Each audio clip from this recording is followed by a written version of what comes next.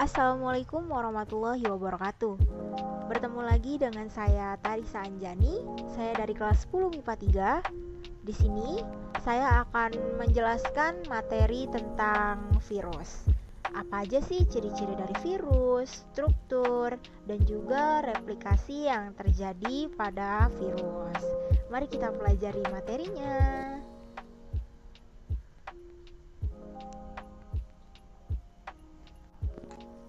Apa sih virus itu? Virus adalah partikel aseluler yang meminjam kehidupan sel inang atau sebagai parasit obligat. Jadi teman-teman, virus itu bukan sel karena virus tidak memiliki organel-organel yang terdapat pada sel seperti mitokondria, ribosom, dan lain-lain. Dan juga virus itu bisa hidup dengan meminjam kehidupan pada sel inangnya atau disebut sebagai parasit obligat. Lanjut ke ciri-ciri dari virus. Ciri-ciri dari virus yang pertama, virus merupakan partikel aseluler karena virus tidak memiliki organel-organel yang terdapat pada sel seperti mitokondria, ribosom, lisosom, dinding sel, dan lain-lain. Yang kedua, virus sebagai parasit obligat. Virus bisa hidup dengan syarat meminjam kehidupan sel pada inangnya. Kemudian yang ketiga, virus hanya memiliki salah satu materi genetik saja. Jadi virus hanya mempunyai DNA-nya saja atau RNA saja. Kemudian yang keempat, virus memiliki ukuran yang sangat kecil. Jadi ukuran virus itu sangat kecil, sekitar 20 sampai 400 nanometer. Kemudian yang kelima, virus tidak dapat tumbuh dan juga berkembang. Karena virus itu sifatnya parasit obligat, dia tidak bisa hidup kalau di luar sel inangnya. Dia hanya bisa hidup jika berada dalam sel inangnya. Kemudian yang terakhir, virus tidak dapat menanggapi rangsang. Ini merupakan salah satu yang menunjukkan bahwa virus bukan termasuk makhluk hidup. Jadi kesimpulannya, kalau menurut saya virus itu bukan merupakan makhluk hidup karena virus tidak memiliki keseluruhan ciri-ciri yang dimiliki oleh makhluk hidup tersebut. Oke, selanjutnya kita masuk ke struktur bakteriofag T4. Jadi struktur tubuh virus bakteriofag itu secara umum terdiri dari 3. Ada bagian kepala dan juga ada bagian leher, dan yang terakhir adalah bagian ekor.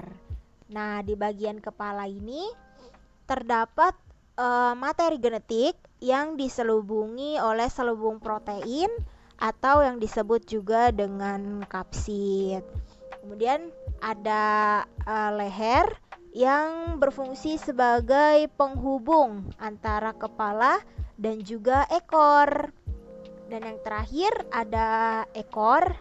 Situ ada serabut ekor yang berfungsi menempel pada sel bakteri ketika ingin melakukan replikasi, dan juga ada jarum penusuk atau bagian ekornya yang paling bawah tuh ya, sebagai alat untuk menginfeksi sel bakterinya. Jadi gitu ya. Lanjut ke bagian replikasi virus. Sebenarnya apa sih replikasi virus itu? Nah, jadi replikasi virus itu adalah mekanisme perbanyakan partikel virus baru dan hanya dapat dilakukan di dalam sel inangnya.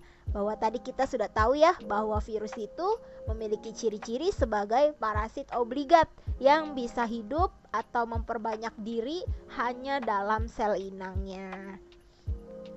Nah, Replikasi yang terjadi virus itu terbagi menjadi dua. Ada namanya siklus litik dan juga ada yang namanya siklus lisogenik. Nah, yang pertama kita bahas tentang siklus litik terlebih dahulu ya teman-teman. Ini siklus litik ada di bagian kiri ya, ada di sebelah bagian kiri. Nah, apa sih replikasi siklus litik itu? Jadi replikasi secara siklus litik yaitu adalah cara perkembangbiakan virus yang selalu diakhiri dengan lisis atau pecahnya sel inang untuk melepaskan fag-fag yang baru ya. Jadi siklus litik ini berakhirnya dengan pecahnya sel inang tersebut ya. Nah, dalam siklus litik itu terjadi ada 5 tahap. Yang pertama yaitu ada yang namanya tahap adsorpsi atau tahap penempelan. Jadi penempelan di sini maksudnya yaitu menempelnya fag pada dinding sel bakteri. Jadi fagnya itu menempel melalui ekor dan juga serabut ekornya. Kemudian tahap kedua ada yang namanya tahap injeksi atau tahap penetrasi, yaitu memasukkan asam nukleatnya, penyuntikan DNA fag ke dalam sel bakterinya.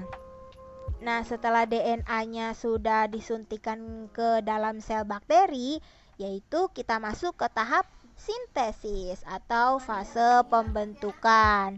Nah, DNA yang dimasukkan itu adalah DNA yang membawa informasi diperlukan bagi sintesis partikel-partikel virus baru. Nah, DNA virus ini yang langsung mengambil alih semua metabolisme bakteri.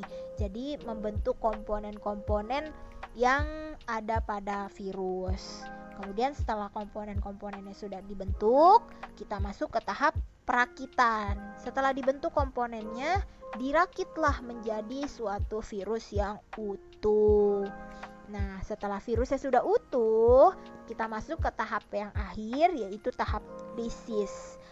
Dengan pecahnya sel inang dan keluarnya sekitar 200 fag-fag baru yang siap menginfeksi bakteri-bakteri lainnya. Jadi itulah replikasi secara siklus litik. Kemudian kita masuk ke replikasi secara siklus lisogenik. Replikasi secara lisogenik adalah cara perkembangbiakan virus yang tidak menyebabkan lisisnya sel inang atau pecahnya sel inang. Nah, terus virus yang tidak menyebabkan lisisnya sel inang itu disebut dengan profag. Sebenarnya perkembangbiakan virus secara lisogenik juga hampir sama dengan perkembangbiakan secara litik, yaitu virus. Yang pertama, virus akan melekat pada sel inang. Kemudian yang kedua, virus akan menyuntikkan DNA-nya ke sel inang. Kemudian yang ketiga, akan terjadi penggabungan. Nah, disinilah letak perbedaannya. Kalau misalnya pada siklus litik, DNA virus yang telah masuk mengambil alih semua peran DNA bakteri. Tetapi kalau misalnya pada lisogenik, DNA virus akan bergabung dengan DNA bakteri dan tunduk dengan DNA bakteri.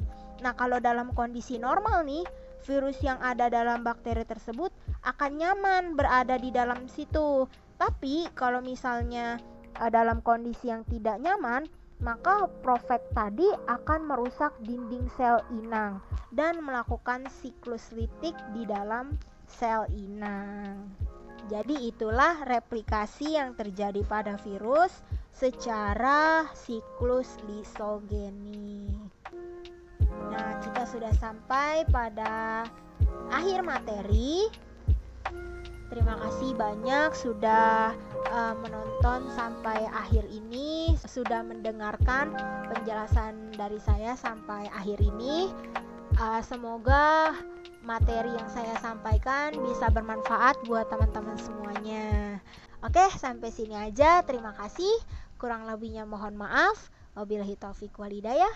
Wassalamualaikum warahmatullahi wabarakatuh.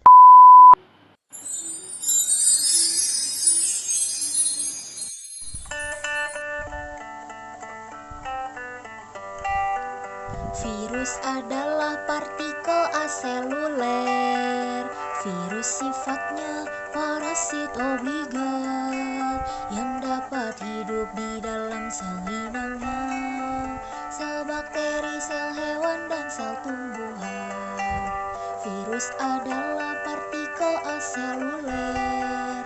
Virus sifatnya parasit obligat yang dapat hidup di dalam sel inangnya, sel bakteri, sel hewan, dan sel tumbuhan. Struktur virus bentuk T ada 3, bagian kepala, leher, dan ekor. Struktur virus bentuk T ada 3, bagian kepala, leher, dan ekor. Replikasi virus ada 2, siklus litik dan siklus lisogenik. Siklus litik langsung mengalami lisis, lisogenik tidak langsung mengalami. Orang bilang virus itu